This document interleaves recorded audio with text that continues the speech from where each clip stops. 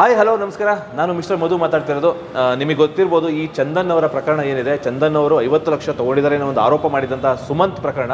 So already Chandan clear ಮಾಡಿದ್ರು, ಕೆಲವೊಂದು evidence ಕೊಟ್ಟು ನೀವು ಪ್ರೂವ್ ಮಾಡೋಕ್ಕಾಗಿದ್ರೆ ಪ್ರೂವ್ ಮಾಡಪ್ಪ ಅಂತ ಒಂದು ಸ್ವಲ್ಪ ಟೈಮ್ ಕೊಟ್ಟಿದ್ರು. ಅದಾದಮೇಲೆ ಅವ್ರ ಕೈ ಪ್ರೂವ್ ಮಾಡೋಕ್ಕಾಗಲಿಲ್ಲ. ಅದಾದಮೇಲೆ ಇವ್ರು ಬಂದು ಸ್ಟೇಷನಿಗೆ ಕಂಪ್ಲೇಂಟ್ ಕೊಟ್ಟರು, ಮಾನನಷ್ಟ ಮೊಕದ್ದಮೆ ಆಗ್ತೀನಿ ಅನ್ನೋ ಒಂದು ಮಾತನ್ನು ಹೇಳಿದ್ರು. ಇಲ್ಲಿ ವಿಷಯ ಏನಪ್ಪ ಅಂತಂದರೆ, ಈ ಸುಮಂತ್ ಅನ್ನೋರು ಯಾರ ಮಾತನ್ನು ಕೇಳಿ ಅವ್ರ ಮೇಲೆ ಆರೋಪ ಮಾಡಿದ್ರು ಅಂದರೆ ಅಭಿಷೇಕ್ ಅನ್ನೋರ ಮಾತನ್ನು ಕೇಳಿ, ಇನ್ನೊಬ್ಬ ಯೂಟ್ಯೂಬರ್ ಅಭಿಷೇಕ್ ಅನ್ನೋರ ಮಾತನ್ನು ಕೇಳಿ ಚಂದನ್ ಅವ್ರ ಮೇಲೆ ಆರೋಪನ ಮಾಡಿದರು. ಸೊ ಬನ್ನಿ ಹಾಗಾದ್ರೆ, ಈಗ ಅಭಿಷೇಕ್ SIT ತನಿಖೆಯಲ್ಲಿದ್ದರು, ಅಂದರೆ SIT ಇನ್ವೆಸ್ಟಿಗೇಷನಲ್ಲಿದ್ದರು. ಸೊ ಈಗ ಹೊರಗಡೆ ಬಂದಿದ್ದಾರೆ, ಅವ್ರನ್ನ ಕಾಲ್ ಮಾಡಿ ತಿಳ್ಕೊಳ್ಳೋಣ. ಅವ್ರಿಗೂ ಏನು ಲಿಂಕ್ ಇದೆ, ಇವ್ರು ಏನಾದರೂ ಹೇಳಿದ್ರಾ, ಸೊ ಏನು ಮಾತಾಡಿದ್ರು ಅವರಿಬ್ಬರ ಮಧ್ಯೆ ಕಮ್ಯುನಿಕೇಷನು, ಸೊ ತಿಳ್ಕೊಳ್ಳೋಣ. ಡೈರೆಕ್ಟ್ ಕಾಲೇ ಮಾಡ್ಬಿಡೋಣ. ಹಲೋ ಅಭಿಷೇಕ್ ಅವರೇ. ಸರ್ ಹೇಳಿ. ನಮಸ್ತೆ, ನಾನು ಮಧು ಅಂತ ಪಬ್ಲಿಕ್ ಚಾಯ್ಸ್ ಕನ್ನಡದಿಂದ. ನಿಮಗೆ ಗೊತ್ತಿರ್ಬೋದು, ಈಗ ಆಲ್ರೆಡಿ ನೀವು SIT ಇನ್ವೆಸ್ಟಿಗೇಷನ್ ತನಿಖೆ ಮುಗಿಸ್ಕೊಂಡು ಹೊರಗಡೆ ಬಂದಿದ್ದೀರಾ. ಇವಾಗ ಏನು ಆಗಿದ್ರೆ ಹೊರಗಡೆ ನಿಮಗೆ ಸುದ್ದಿ ಗೊತ್ತಾಗಿದೆ ಏನಾಗಿದೆ ಅಂದರೆ, ಸುಮಂತ್ ಅನ್ನೋರು ನೀವು ಒಳಗಡೆ ಇದ್ದಾಗ ಸುಮಂತ್ ಅನ್ನೋರು ಇವ್ರ ಮೇಲೆ, ಚಂದನ್ ಅವ್ರ ಮೇಲೆ ಆರೋಪ ಮಾಡಿದ್ರು, ನೀವು 50 ಲಕ್ಷ ತೊಗೊಂಡಿದ್ದೀರಾ ಅಂತ. ಅದರಲ್ಲಿ ನಿಮ್ಮ ಜೊತೆ ಅಂದರೆ ನೀವೇ ಅವ್ರಿಗೆ ಹೇಳಿದಿರಾ, ಸೊ ನೀವೊಂದು ಹಿಂಟ್ ಕೊಟ್ಟಿದ್ದೀರಾ ಅನ್ನೋ ಒಂದು ಉದ್ದೇಶದ ಮೇಲೆ ಅವ್ರು ಹೇಳಿದರು. ಸೊ ನಿಮಗೂ ಅವ್ರಿಗೂ ಏನು ಕಮ್ಯುನಿಕೇಶನ್ ಆಗಿತ್ತಾ ಈ ವಿಚಾರದಲ್ಲಿ? ಇಲ್ಲ ಸರ್, ಆಕ್ಚುಲಿ ಅವ್ನು ನನ್ನ ಫ್ರೆಂಡ್ 2 ವರ್ಷದಿಂದ ಅಂತ ಹೇಳ್ತಾನೆ. ಅವನನ್ನ ನಾನು ಮೊದಲನೇದಾಗಿ ನೋಡಿದ್ದು ಅಥವಾ ನನ್ನ ನಂಬರ್ ಎಕ್ಸ್ಚೇಂಜ್ ಆಗಿದ್ದೆ ಹನುಮನಗೌಡರು ಬಟ್ಟೆ ಅಂಗಡಿ ಓಪನ್ ಆಯ್ತಲ್ಲ ಈ ವರ್ಷ ಫೆಬ್ರವರಿಯಲ್ಲಿ. ಓಕೆ. ಆಗ ಅವನು ನನಗೆ ಕಾಂಟ್ಯಾಕ್ಟ್ ಆಗಿದ್ದು. ಹಾಗೆ ಆಗೊಂದು 10 ನಿಮಿಷ 15 ನಿಮಿಷ ಮಾತಾಡಿದ್ ನಾನು ಅಷ್ಟೇನೆ. ಎಲ್ಲಿ ಮಾತಾಡಿದ್ರಿ? ಅಲ್ಲಿ ಕೇರ್ಪೇಟೆಯಲ್ಲೇ ಜನರಲ್ ಆಗದೆ ಮಾಮೂಲಿ ಯಾರು ಸಿಕ್ತಾಗ ಮಾತಾಡ್ತೀವಿ, 10 ತರ ಮಾತಾಡ್ತೀವಿ. ಓಕೆ. ಅದ್ ಬಿಟ್ಬಿಟ್ಟು ಅವನ್ ಹೇಳ್ತಲ್ಲ 2 ಅವರ್ ಮಾತಾಡಿದ್ವಿ ಅಂತ. ನಾನೇ ಗೊತ್ತಿರೋ ಹತ್ರ ನಾನು 2 ಅವರ್ ಮಾತಾಡಕ್ ಹೋಗಲ್ಲ ಅಂತದ್ರಲ್ಲಿ ಇವನೇ ಅವನಂತ ನಾನು ಅವನ ಜೊತೆ ಮಾತಾಡಕ್ ಹೋಗ್ಲಿ. ಬಟ್ ಅವ್ರು ಏನ್ ಹೇಳಿದ್ರು, ನಾವು ಅವರು ವ್ಯಾನಲ್ಲಿ ಕುತ್ಕೊಂಡು ಓಮಿನಿನಲ್ಲಿ ಏನೋ ಕುತ್ಕೊಂಡು ಮಾತಾಡಿದ್ವಿ, ಸೊ ಅವಾಗ ಮಾತಾಡುವಾಗ ಕ್ಯಾಶುವಲ್ ಮಾತಾಡುವಾಗ ಈ ತರ ಒಂದು ಕೆಲವೊಂದು ಹೇಳಿದ್ರು ಅಂತ ಹೇಳಿದ್ರು.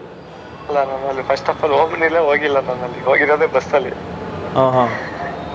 ಅಲ್ಲ, ಅವ್ರು ಹೇಳಿದ್ದು ಓಮಿನಿಲ್ ಬಂದ್ರು ಅಂತ ಅಲ್ಲ, ಬಟ್ ಓಮಿನಿನಲ್ಲಿ ಕುತ್ಕೊಂಡು ಮಾತಾಡಿದ್ವಿ ಅಂತ ಏನು ಹೇಳಿದ್ರು. ಅದೇನೋ ಬಸ್ ಸ್ಟ್ಯಾಂಡ್ ಹತ್ರನೋ ಅದೆಲ್ಲ ಓಮಿನಿ ಹತ್ರ ಕುತ್ಕೊಂಡು ಮಾತಾಡಿದ್ವಿ ಅಂತ ಹೇಳಿದ್ರು. ಇಲ್ಲ ಚಾನ್ಸೇ ಇಲ್ಲ, ಓಮಿನಿ ಮ್ಯಾಟ್ರ್ ಬಂದೇ ಇಲ್ಲ. ಓಮಿನಿ ಇಲ್ಲಿ ಓಮಿನಿ ತಗೊಂಡೋಗಿ ಯಾವ ಓಮಿನಿ ಕೂರ್ಲಿಲ್ಲ, ಯಾರು ಬೇರೆದ್ರಲ್ಲಿ ಕೊಡಕ್ಕಾಗುತ್ತಾ?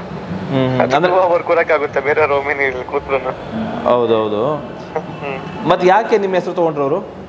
ಆಕ್ಚುಲಿ ಏನು ಅಂದ್ರೆ, ಈಗ ಧರ್ಮ ರಕ್ಷಕರು ಅಂತ ಹೇಳ್ಕೊಳ್ತಾ ಇದಾರಲ್ಲ, ಅವರು ಅದೇ ಇವ್ನು ಹೇಳಿರ್ತಾನೆ, ಅಭಿ ನನ್ನ ಫ್ರೆಂಡು, ನನ್ಗೆ ಅವನ ಬಗ್ಗೆ ಎಲ್ಲ ಗೊತ್ತು ಅಂತ ಒಂದ್ ಕತೆ ಹೊಡೆದಿರ್ತಾನೆ. ಓಕೆ.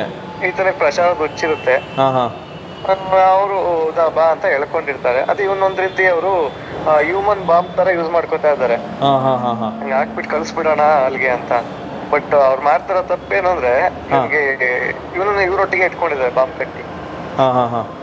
ಈಗ ಅದು ಅವ್ರೊಳಗೆ ಸಿಟ್ಕೊಂಡು ಅವ್ರಿಗೆ ಎಫೆಕ್ಟ್ ಆಗ್ತದೆ. ಅದೇ ನೋಡಿದ್ರಲ್ಲ ಯಾವ ತರ ಇವನು ಪ್ರಚಾರಕ್ಕೆ ನೆಗೆಟಿವ್ ಪಾಸಿಟಿವ್ ನಾನು.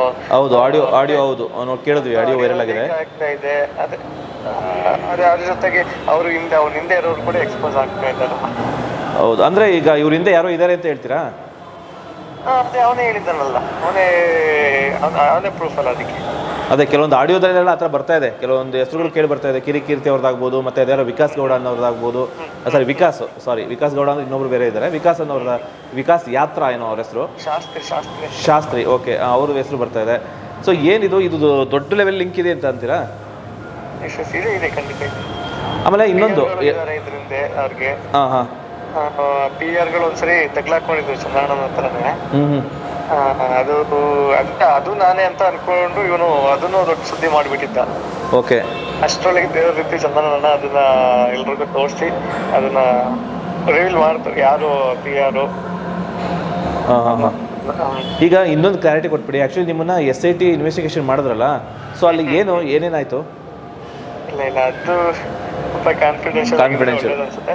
ಬಟ್ ಅದೇ SIT ಕರೆದ್ರು. ಯಾಕೆ ಕರೆದ್ರು ಅಂದ್ರೆ, ಈಗ ನನ್ನ ಸುತ್ತಮುತ್ತ ಪ್ರದೇಶಗಳಲ್ಲಿ ಓಡಾಡಿದ್ರಿಂದ, ಅಲ್ಲಿ ತುಂಬಾ ಜನ ಮಾತಾಡ್ಸಿದ್ರಿಂದ, ಮತ್ತೆ ಕಾಡುಗಳಿಗೆ ಅಲ್ಲಿ ನಾನು ಭೇಟಿ ಕೊಟ್ಟಿದ್ರಿಂದ ನನಗೆ ಏನಾದ್ರು ಒಂದು ಮಾಹಿತಿಗಳು ಗೊತ್ತಿದ್ರೆ ಅದು ನಮಗೆ ತಿಳಿಸಿ ಅಂತ ನೋಟಿಸ್ ಕೊಟ್ಟು ಕರೆದಿರ್ತಾರೆ. ಓಕೆ. ನಾನದು ಅವತ್ತು 3ನೇ ತಾರೀಕಿನ ಕೊಟ್ಟಿರ್ತಾರೆ, ಹೋಗ್ತೀನಿ. ಬಟ್ ಅವತ್ತಿನ ದಿನ ಸಾಲಲ್ಲ, ಮತ್ತೆ 4, 5 ಒಟ್ಟಿನಲ್ಲದೆ ಒಂದು 7 ದಿನಗಳು ಹಿಡಿಯುತ್ತೆ ನನಗೆ. ಆಮೇಲೆ ಇನ್ನೊಂದು ಎಲ್ಲ ತಿಳಿಸಿ ನಂದು ವಿಡಿಯೋ ಸ್ಟೇಟ್ಮೆಂಟ್ ಎಲ್ಲ ಕೊಡೋ ಅಷ್ಟೊಳಗೆ, ಎಲ್ಲ ಸಬ್ಮಿಟ್ ಮಾಡಿ ಎಲ್ಲ ಪ್ರೂಫ್ ಕೊಡೋ ಅಷ್ಟೊಳಗೆ. ಓಕೆ, ಹೇಳಿ. ಅದೇ ಇದೇ ಸಂಬಂಧಕ್ಕೆ ಕೊರಿಗೆ ಬಟ್ ಇಲ್ಲಿ ಆ್ಯಕ್ಚುಲಿ ನಾವು ಕೆಲವೊಂದು ಸುದ್ದಿಗೆ ಹೇಳಿ ಬರ್ತಾ ಏನಪ್ಪ ಅಂದರೆ ನಿಮ್ಮ ತಪ್ಪಿಗೆ ನಿಮ್ಮನ್ನು ಅರೆಸ್ಟ್ ಮಾಡಿದ್ದಾರೆ, ಅಂದರೆ ನಿಮ್ಮನ್ನು ಲಾಕ್ ಮಾಡ್ತಾ ಇದ್ದಾರೆ, ನೀವು ಅವ್ರ ಅಂದರೆ ಧರ್ಮದ ವಿರುದ್ಧ ನೀವೊಂದು ಷಡ್ಯಂತ್ರ ಮಾಡಿದ್ದೀರಾ, ನಿಮ್ದೇನು ತಂಡ ಇದೆ ನೀವೆಲ್ಲ ಸೇರಿಕೊಂಡು ಈ ಥರ ಷಡ್ಯಂತ್ರ ಮಾಡ್ತಾ ಇದ್ದೀರಾ, ಹಾಗಾಗಿ ನಿಮ್ಮನ್ನು ಇನ್ವೆಸ್ಟಿಗೇಷನ್ ಕರ್ಕೊಂಡಿದ್ದಾರೆ, ನಿಮ್ಮನ್ನು ಲಾಕ್ ಮಾಡ್ತಾರೆ. ಸೊ ಈ ರೀತಿ ಸುದ್ದಿಗಳು ಹೊರದಾಡ್ತಾ ಇದೆ, ಏನು ಹೇಳ್ತಾರೆ ಇದಕ್ಕೆ? ಅಲ್ಲ ಅದು ಬರೀ ಸುದ್ದಿಗಳಷ್ಟೇನೆ. ಈಗ ನಾನು ತಪ್ಪು ಮಾಡಿದ್ದೀನಿ ಹಾಗೆ ಹೇಗೆ ಅಂತ ಇರಲ್ಲ, ಹಂಗೆ ಇದ್ದಿದ್ರೆ ನಾನೇ ಅದಕ್ಕೆ ಈಗ ಆಚೆ ಬರ್ತಾ ಇದ್ದೆ. ಅದು ಇರ್ಲಿ, SIT ಅವ್ರಿಗೆ ಏನೀಗ ಒಂದು SIT ಫಾರ್ಮ್ ಆಗಿರೋದು ಯಾಕೆ ಅಂತ ತಿಳ್ಕೊಬೇಕಲ್ವ ಫಸ್ಟ್. ಓಕೆ, ಫಾರ್ಮ್ ಆಗಿರೋದು ಬಂದು ಯಾವ್ದು ಮತ್ತೆ ಏನ್ ಬೋರ್ಡ್ ತಂದಿದ್ದಾನೆ ಮತ್ತೆ ಅಂತ ಏನ್ ದುಡ್ಡು ಕೊಟ್ಟಿದ್ದಾನೆ ಆ ಇದ್ರ ಮೇಲೆ SIT ಫಾರ್ಮ್ ಆಗಿರೋದು. ಇವ್ರುಗಳು ನಾನು ಅದೇನೋ ಮಾಡ್ದೆ ಇದೇನೋ ಮಾಡ್ದೆ ಅನ್ನೋದಕ್ಕೆ ಅವ್ರು ಅರೆಸ್ಟ್ ಮಾಡೋದಕ್ಕೆ ಅವ್ರಿಗೆ ಬರೀ ಅದೇ ಕೆಲಸನ. ಇವಾಗ ಅಂದರೆ ಈಗ ಚಂದನಗೌಡ ಆರೋಪದಲ್ಲಿ ಕಂಪ್ಲೀಟ್ಲಿ ರಾಂಗ್ ಅಂತಾರ ಸುಮಂತ್ ಅವ್ರದ್ದು? ಕಂಪ್ಲೀಟ್ಲಿ ಅನ್ನೋದಕ್ಕಿಂತ ಅದೇ ಅರ್ಥ ಏನಿದೆ ಅದರಲ್ಲಿ. ಏನ್ ಮಾಡ್ತಾ ಇದ್ದಾನೆ ಅವನು? ಒಂದ್ ಮೀಡಿಯಾದಲ್ಲಿ ಒಂಥರ ಹೇಳ್ತಾನೆ, ಇನ್ನೊಂದ್ ಮೀಡಿಯಾದಲ್ಲಿ ಅದೆಲ್ಲ ಜ್ಯೂಸ್ ಅಂಗಡಿಲಿ 2 ಅವರ್ ಕುತ್ಕೊಂಡು ಮಾತಾಡ್ದ ಅಂತಾನೆ, ಇನ್ನೊಂದ್ರಲ್ಲಿ ಹೋಮ್ ನಿಲ್ಲಿ ಅಂತಾನೆ. ಅಲ್ಲ, ಚಂದನಗೌಡ ಮೇಲೆ ಆರೋಪ ಮಾಡಿದ್ರೆ ಏನ್ ಸಿಗುತ್ತೆ ಅಂತ ಅವ್ರಿಗೆ? ಅಲ್ಲ, ವ್ಯೂಸ್ ಸಿಗುತ್ತೆ. ಈಗ ನೋಡಿ, ಈಗ ಅವನ ಆರೋಪ ಮಾಡ್ತಾ ಇದ್ದಾನೆ, ಅವನ್ ಎಲ್ಲೆಲ್ಲ ಆರೋಪ ಮಾಡಿದಾನೆ ಆ ಸುದ್ದಿ ಇಟ್ಕೊಂಡು ಮತ್ತೆ ಟೀಮ್ ಇದೆಯಲ್ಲ ಅವ್ರಿಗೆ ವಿಡಿಯೋ ಮಾಡಿದ್ರು ಏನ್ ಮಾಡಿದಾರೆ ಅದನ್ನ ಗಮನಿಸಿ, ಎಲ್ಲ ವ್ಯೂಸ್ ನೋಡಿ ಹೆಂಗೆ. ಅದೇ ಇದು ಒಂದ್ ರೀತಿ ಏನು ಅಂದ್ರೆ ಇವ್ರು ಯಾರು ಬಂದು ಇವ್ರ ವಿರುದ್ಧ ಮಾತಾಡ್ಬಾರ್ದು, ಈ ರೀತಿ ಒಂದು ಬಿಲ್ಡ್ ಮಾಡ್ಕೊಂಡು ಅವರು ಮಾಡ್ತಾ ಇದ್ದಾರೆ. ಈಗ ಕಂಪ್ಲೀಟ್ ಆಗಿ ಅವರು ಎಕ್ಸ್ಪೋಸ್ ಆದ್ರಲ್ಲ. ಈಗ ನೋಡಿ, ಈಗ ನಮ್ಮ ಮೇಲೆ ಮಾಡಿದ್ರೆ ನಾವು ಬೇಕಾ ಸ್ವಲ್ಪ ಸೈಲೆಂಟ್ ಆಗಿ ಕಾಮನ್ ಹಾಗೆ ಈಗ ಕಾಮನ್ ಅನ್ನೋದಕ್ಕಿಂತ ನಮ್ಗೆ ಅಷ್ಟು ಎಕ್ಸ್ಪೋಸ್ ಮಾಡೋದು ನಮ್ಗೆ ನಾನು ಆದ್ರೆ ನಾನು ಆಗ್ತಾನೆ ಇರ್ಲಿಲ್ಲ. ನಮ್ಗೆ ಕಂಪ್ಲೀಟ್ ಆಗಿ ಅವರು ಇನ್ನೊಂದು ಆರೋಪ ಮಾಡ್ತಾರೆ, ಎಕ್ಸ್ಪೋಸ್ ಮಾಡಿದ್ದು ಒಂದ್ ರೀತಿ ದೇವರಿದ್ದಾನೆ ಅಂತಾರಲ್ಲ, ಅದು ಪ್ರೂವ್ ಆಗೋಯ್ತು ನೋಡಿ. ಈಗ ಅವ್ರನ್ನ ಅದೇ ಅವ್ರನ್ನ ಎಕ್ಸ್ಪೋಸ್ ಮಾಡೋದಕ್ಕೆ ಬಂದು ಅವ್ರು ಎಕ್ಸ್ಪೋಸ್ ಆಗಿದ್ದಾರೆ. ಕಮ್ಮಿ ಅಲ್ಲ ಚಂದ್ರಗೌಡ ಬಗ್ಗೆ ಮಾತನಾಡ್ಬೇಕು ಅಂದ್ರೆ. ಆಕ್ಚುಲಿ ಅವರು ಲೈವ್ ಅಲ್ಲಿ ಎಲೆಕ್ಷನ್ ನಿಂತಾಗ ಊರಲ್ಲಿ ಲೈವ್ ಆನ್ಸರ್ ಕೊಟ್ಟವ್ರು ಅವರು. ಹೌದೌದು. ಅಂತಂದ್ರಲ್ಲಿ ಇವರು ಸಾಮಾನ್ಯದವರು ಅನ್ಕೊಂಡು ಬಂದ್ರು. ಇಲ್ಲಿ ನನ್ನ ಉದ್ದೇಶ ಇಷ್ಟೇ, ಆಕ್ಚುಲಿ ಯಾರೇ ಆಗಲಿ ಆ ಜಾಗದಲ್ಲಿ ಚಂದನಗೌಡರಾಗಿರ್ಲಿ ಅಥವಾ ಬೇರೆ ಆಗಿರ್ಲಿ ಯಾರೇ ಆಗಿರ್ಲಿ, ಒಬ್ಬ ಏನೋ ಒಂದು ಸಣ್ಣ ಲೆವೆಲಿಂದ ದೊಡ್ಡ ಲೆವೆಲ್ಗೆ ಒಂದು ಸಾಧನೆ ಮಾಡಿ ಬೆಳೆದಿರ್ತಾರೆ ಅಂತಂದ್ರೆ ಅವ್ರ ಮೇಲೆ ತಪ್ಪಿದ್ರೆ ಆರೋಪ ಮಾಡ್ಬೋದು, ಯಾರೇ ಆಗಲಿ ಆರೋಪ ಮಾಡೋಣ, ತಪ್ಪಿಲ್ಲದೇ ಆರೋಪ ಮಾಡಬಾರ್ದು ನನ್ನ ಉದ್ದೇಶ. ಸೊ ಅದಕ್ಕಾಗಿ ನಾನು ಅವ್ರನ್ನೆಲ್ಲ ತೊಂದ್ರೆ ಇಲ್ಲ, ಅದು ತೋರಿಸ್ಲಿ, ದಾಖಲೆ ತೋರಿಸ್ಲಿ, ಅದಕ್ಕೆ ಒಂದು ಇದಾದ್ರೂ ತೋರಿಸ್ಲಿ. ಸೊ ಯಾವುದೇ ಕಾರಣಕ್ಕೂ ಅವ್ರು ತಪ್ಪಿಲ್ಲ ಅಂತ ನೀವು ಹೇಳ್ತೀರಿ? ಯಾವುದೇ ಕಾರಣಕ್ಕೂ ತಪ್ಪಿಲ್ಲ. ಇದಕ್ಕೆ ನನ್ನೇ ಅಲ್ಲ ಮೀಡಿಯೇಟರ್ ಆಗಿ ಇಟ್ಕೊಂಡಿರೋದು ಅವನಲ್ಲಿ. ಹೌದು, ನಿಮ್ಮ ರೆಫರೆನ್ಸ್ ಮೇಲೆ ಹೇಳಿದ್ದವರು, ಅದಾದ್ಮೇಲೆ ನಮ್ಮ ಚಿಟ್ಚಾಟ್ ಮಾಡ್ತಾರೆ. ನಾನೇ ಏನು ಮಾಡಿಲ್ಲ ಅಂದ್ರೆ ಅದೇ ಸತ್ಯ. ಹೌದು, ಆ್ಯಕ್ಚುಲಿ ಅವರು ನಿಮ್ಮ ರೆಫರೆನ್ಸೇ, ನೀವು ಹೇಳಿರೋ ಮಾತನ್ನು ಕೇಳಿ ಮತ್ತು ಕಮೆಂಟ್ಸ್ಗಳು ಬಂತಲ್ಲ, ಆ ಕಮೆಂಟ್ಸ್ನ ಆಧಾರದ ಮೇಲೆ ನಾನು ಅವ್ರ ಮೇಲೆ ಒಂದು ಆರೋಪ ಮಾಡಿದೆ. ಈ ದುಡ್ಡು ಎಲ್ಲಿಂದ ಬಂತು, ಬಟ್ಟೆ ಅಂಗಡಿ ಇನ್ವೆಸ್ಟ್ ಮಾಡಿಲ್ಲ, ಈ ದುಡ್ಡು ಎಲ್ಲಿಂದ ಬಂತು ಅಂತ ಆರೋಪ ಮಾಡಿದೆ ಅಂತ ಅವ್ರು ಹೇಳಿದ್ರು, ಕ್ಲಿಯರ್ ಕಟ್ಟಾಗಿ ಅವರೇ ಹೇಳಿದ್ರು.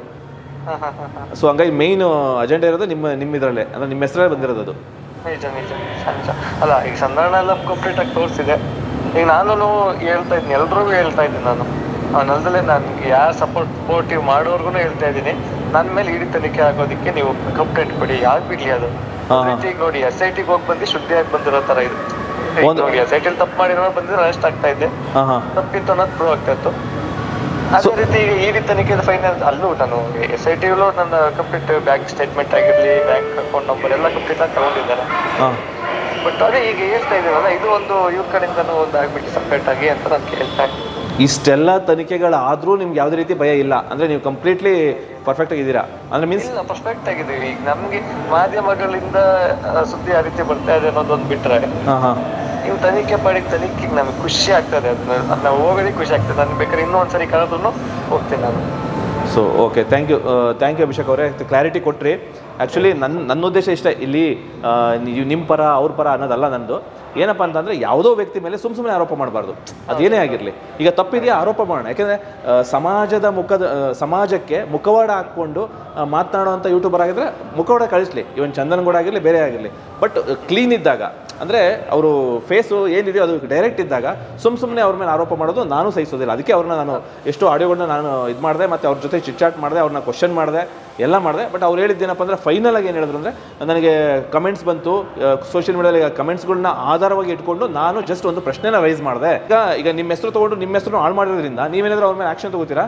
ಇಲ್ಲ, ನಾನು ಆಕ್ಷನ್ ತಗೊಳ್ತೀನಿ. ಈಗ ಆಲ್ರೆಡಿ ಎಕ್ಸ್ಪೋಸ್ ಆಗಾಯ್ತು. ಬಟ್ ಏನು ಅಂದ್ರೆ ಇದ್ರಿಂದ ನಮ್ಮ ಮನೆಯವ್ರಿಗೂ ಸ್ವಲ್ಪ ಹರ್ಟ್ ಆಗಿದೆ, ಸ್ವಲ್ಪ ಎಲ್ಲ ಜಾಸ್ತಿನೇ ಹರ್ಟ್ ಆಗಿದೆ. ಯಾಕಂದ್ರೆ ಅವ್ರಿಗೆ ಇದೊಂದು ವಿಚಾರದಲ್ಲಿ ಅಷ್ಟೇ, ಬೇರೆದ್ರಲ್ಲೆಲ್ಲ ಅವರೆಲ್ಲ ನಾರ್ಮಲ್ ಆಗಿದ್ದಾರೆ.